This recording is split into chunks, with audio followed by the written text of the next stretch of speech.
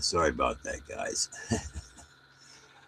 Hey, I was going to tell you I was going to get back to you, and I was going to tell you some funny things because I don't want to make every second the seriousness of knowing Jesus because knowing Jesus to me is the most important thing to know. But I got, I was blessed to have a houseboat. Take my earphones out, and it was a blessing. We bought the houseboat through some unusual circumstances. It was an older houseboat, but I can tell you we had so much fun on that houseboat. The one, like I said, I've got hundreds of funny stories. Hold on a second, I got to turn down my heater.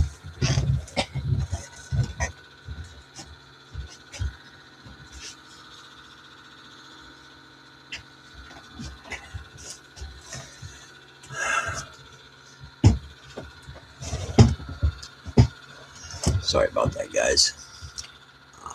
Like my grandson said, Pop, you got to learn to do better. He told me that if I get a lot of people online, he'll start editing before I show this. But I said, you know what? I want people to see me just how I am. I'm not a teacher. I don't even know which way to push my hair when I'm looking at the camera. But I do love talking to you guys. But the most important thing in my life is Jesus. But I told you I'd give you something. Okay, here's a couple. We've got hundreds of funny stories. My grandsons, my children, all their friends, a lot of my friends that have passed away since, can all tell funny stories on our houseboat. But we were on our houseboat, and I don't know how many of you know what an EpiPen is, but it basically helps people with bee stings or people with allergies. So we had one on our houseboat. My daughter was very smart. She had lots of medical equipment. One time I had actually cut my hand with a knife, and she said, I think I need stitches. So I just told her, well, just stitch it up. I don't care. It ain't going to hurt that long. But she wouldn't do it. My son in law and Billy was going to stitch it up. He was going to use fishing line. But that's just how Billy and I are. We don't, we're not going to sit here and tell you that we're smart because both of us laugh at each other and say we don't even work with a full deck of cards. But we were on the houseboat, and I'll tell you just a couple of stories. Okay, I've never been able to catch my grandson Brett, my son-in-law Billy, or my grandson Seven. I've never been able to catch them. They've gotten to me so many times. Usually, I'm always awake first, and it's usually during the daylight hours because they usually sleep in. But the thing I'm laughing about is, and like I say, it's been years I've never caught him. And I told him I'm like an elephant. I got a good memory and I won't forget. But we don't have the houseboat anymore, and they were just too sneaky for me. I never did catch them. But one of the things is my grandson Brett and his friend CJ. I was down below, just where we have an upper deck, and I was on the swim deck just goofing around, throwing a stick out for my dog at that time, which was Bomber. And those little turkeys had a ice chest full of ice water. Well, you can know what happened. Those little stinkers, they poured that ice water on me, and I'm telling you what, back then I was young enough. I ran up those stairs so fast because it was a round circular stair step. I ran as fast as I could. They ran the other end and jumped in the water. But I told them, I'm going to get you someday. I'm going to get you. You're going to be sorry that you did that. Well, they have done it multiple times, multiple times. My own son-in-law has got me multiple times, and they're just too fast for me. Shoot, I was in my 50s. So, I mean, it was hilarious. I always took everything as fun, because that's how you have to take it. Remember, we talked about once before pride. You got to swallow pride because I never got them back. I really don't care. I was never planning on getting them back. Hold on, I can let my dog in. I'm so sorry.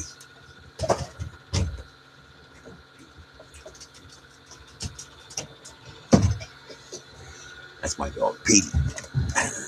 My dog Petey and Cheaper. Actually, my grandson's dogs, but I mean great grandson's dogs. But that's another story. So back to the houseboat. So that was something that was pretty darn funny. I mean, they laughed continuously about the EpiPen. Okay, we probably got 10 friends and family members on the boat. I come. We have a big, pretty large family, but there was some friends there of my son-in-laws, and we were fishing. Oh my goodness, we were catching trout. Uh, Unbelievable! It just we kept catching them. We had hit into a school of trout. We were fishing at night with lights out, which was legal back in those days, um, and we were just bringing in the trout. Our whole family loves fried fish, so or barbecue trout. So here we go. We're catching trout. Well, my daughter, who's normally quite the fisherwoman, she decided, and this is you got to understand, my daughter. She gets a clean freak. We're talking. It's 11 o'clock at night. She decides to start cleaning our small kitchen, and all of a sudden we hear this scream. How she did it, we'll never know. But she shot herself in the thumb with the EpiPen. And we didn't know what to do. I mean, we started freaking out. But trust me, the story is funny. We started freaking out. We didn't know what to do. All of a sudden, she was, I got to go to the hospital. Now, keep in mind, we're on a houseboat. We're probably 6 miles from the dock. We jumped in our speedboat. I did, and my wife and Katie. The rest, my son-in-law, them watched the kids. We had a lot of young kids, and we took off. We drove. I literally drove, and there's exactly 7 stop signs between where our houseboat is parked and Merced. And so I ran all 7 stop signs. Well, and I was going down a road that is a farm road, and I'm not joking. I was eating 100 miles an hour. I didn't know what an EpiPen did, but apparently it races your heart. And she thought she was dying of a heart attack. Okay, long story short, we get to the hospital. They gave her something that calms her heart back down. They said she wouldn't have died, and if she'd have just hung in there, she'd have been okay. But we didn't realize that. So we drive back, and I told my daughter all the way back, from now on, when we're catching fish, you're not allowed to clean nothing. I said, you got to stay focused on.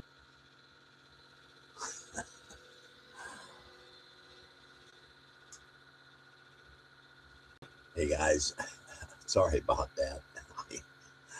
This is I went to move, as you saw, the computer, and guess what? I'm going to try to do it again because this thing doesn't want to pay it work with me. Okay, so I'll move the camera over. There we go. I tried to move the computer, and there's a little button right at the worst place in the world, and I turned it off. So this is going live too, and I'll continue this. I think it continues on. I'll have to ask my grandson. So the EpiPen, when my daughter got back, watched first watched the first one. But I'm going to continue on with that story. We told her it doesn't matter how much you do, whatever you do, you're not going to claim the houseboat when we're out there together as a family fishing. Day or night, you're not to clean the houseboat until we all clean the houseboat because you don't know when to stop cleaning when you start. So that was another funny story. I mean, it sounded scary, but it was when we sit back, and for years now we've laughed about it. You just have to know my daughter. Her name's Katie, and she is a clean freak. And I mean, if there's mold, she'll clean the whole house. I mean, the whole house will smell like, even though it's just a little mold in the sink, doesn't matter to her. This place got to be clean. I mean, she just starts going. That's just my daughter. She's a nut. She didn't get it from me, but that's okay. She got it from her mama. But that's a short story. I don't want to. I want to come back this afternoon because I've got some kind of interesting things about um, the end times. As you guys know, I watch YouTube. Um, I try to watch a lot of Watchmen's, but I found a new gal that gotta look for her name, and her name is my goodness, Melanie King. Wow, I mean, this gal, she's so articulate. When she talks, she pronounces her words in such an excellent way. She pronounces everything articulately towards the Bible. I mean, I believe with all my heart, body, and soul that this gal is definitely a watchwoman. I just found her, and she's been on a while, but maybe some of you guys know. But I was quite amazed. Her name is Ashley. Melanie King. If you ever want to watch somebody who has that way, a voice and a way to articulate well on scriptures, watch that lady. And I also told you guys I watch Watchman River, Watchman Den, Watchmen, just plain The Watchmen. And there's so many others. I haven't even got into all of them. I've only watched the 3 Watchmen. Now I'm going to watch Melanie. Time is short. I'm going to go ahead and let you guys go because I do have to get what I want to say packaged up and hopefully I'll articulate as well as she does. But God bless, guys. And I'm going to try to end every one of my things with the fact I want you to know I will pray for you. Please contact my small little channel that I believe now I've got about 4 followers. I mean, I'm excited. I got 4, but I got 4 followers, and I mean it with all my heart.